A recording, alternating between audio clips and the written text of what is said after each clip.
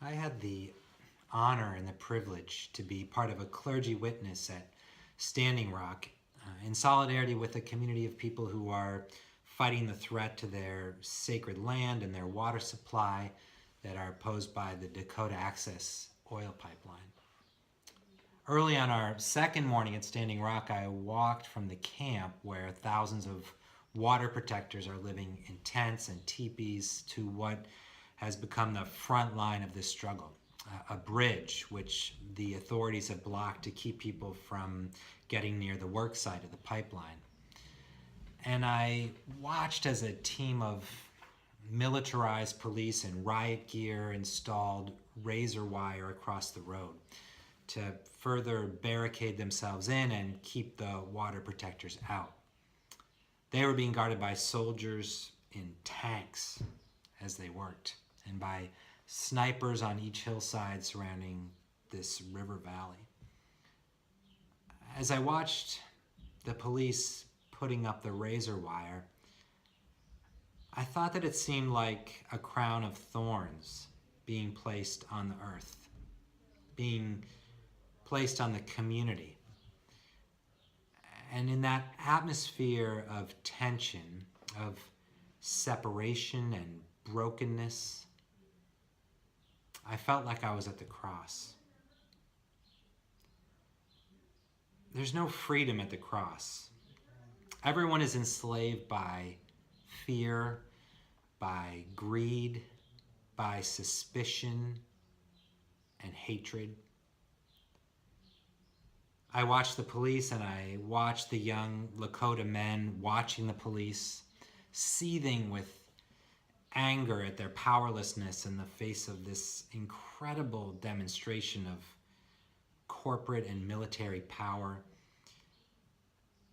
And I wondered how we could ever journey back from this stark place of injustice.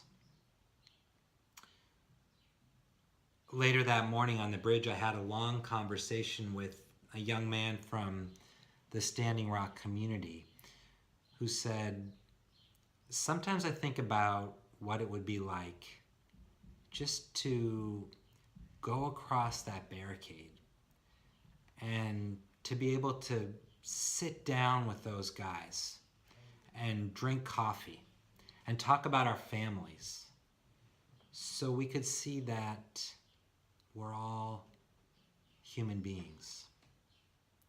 That conversation has stuck with me in the wake of this bitter and divisive election.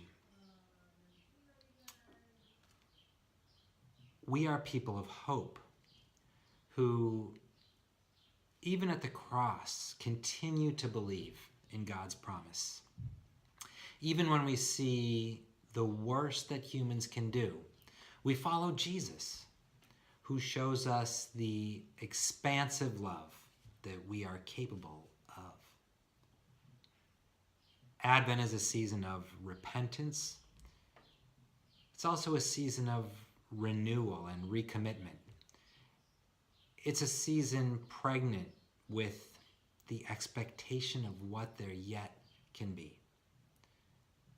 It's a time when God is yearning to be born in our lives, to find expression in the world through us. It starts here in each of us.